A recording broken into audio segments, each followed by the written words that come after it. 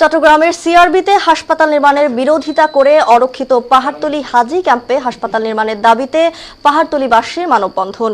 বিস্তারিত জানাচ্ছেন চট্টগ্রাম প্রতিনিধি নাসির উদ্দিন লিটন। এটি পাহাড়তলী হাজী ক্যাম্প। অনেক বছর আগে এই হাজী ক্যাম্প থেকে চট্টগ্রামের হাজীরা জাহাজে করে হজ করতে যেতেন সৌদি আরবে। কালের বিবর্তনে এই হাজী ক্যাম্প পরিত্যক্ত একটি ভবন হয়ে উঠেছে। এই পরিত্যক্ত ভবনে বর্তমানে মাদক সেবীদের আস্তানা গড়ে উঠেছে। সন্ধ্যা নামলেই এই হাজী ক্যাম্পে মাদক সেবীদের আনাগোনা বেড়ে যায়। এই হাজী ক্যাম্পটি পরিত্যক্ত ভবন ভেঙে আধুনিক মানের একটি হাসপাতাল নির্মাণের দাবি জানাচ্ছেন। অনেকদিন যাবত এটি নিয়ে মানববন্ধন করছেন এই পাহাড়তলী 12 নং সরেপাড়া ওয়ার্ডের এলাকাবাসী। তবে এই আধুনিক হাসপাতাল নির্মাণে সরকার যদি একটু নজর দেয়, এই এলাকাবাসী উপকৃত হয়, তেমনটি দাবি জানাচ্ছে। 1947 সালে চট্টগ্রামের পাহাড়তলীতে হাজী ক্যাম্পটি প্রতিষ্ঠিত হয়।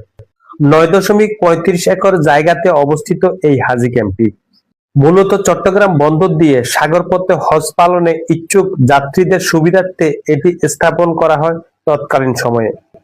1980-র দশকে ঢাকা কেন্দ্রিক হজ ব্যবস্থাপনা চালু হলে এই হাজী ক্যাম্পের কার্যক্রম বন্ধ হয়ে যায়। তবে এটি এখনো চট্টগ্রাম অঞ্চলের হাজীদের জন্য একটি ঐতিহাসিক গুরুত্বপূর্ণ স্থান। কালের সাক্ষী হয়ে দাঁড়িয়ে আছে ক্যাম্পের ভবনগুলো। চট্টগ্রাম সিআরবিতে আধুনিক মানের হাসপাতাল করতে চেয়েছিলেন বিগত সরকার।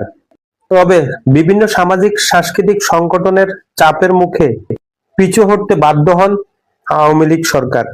সাম্প্রতিক আবারও সিআরবিতে হাসপাতাল নির্মাণের আলোচনা উঠে আসে। আবারও সিআরবিতে হাসপাতাল নির্মাণ না করার জন্য আন্দোলন করছে সংগঠনগুলো।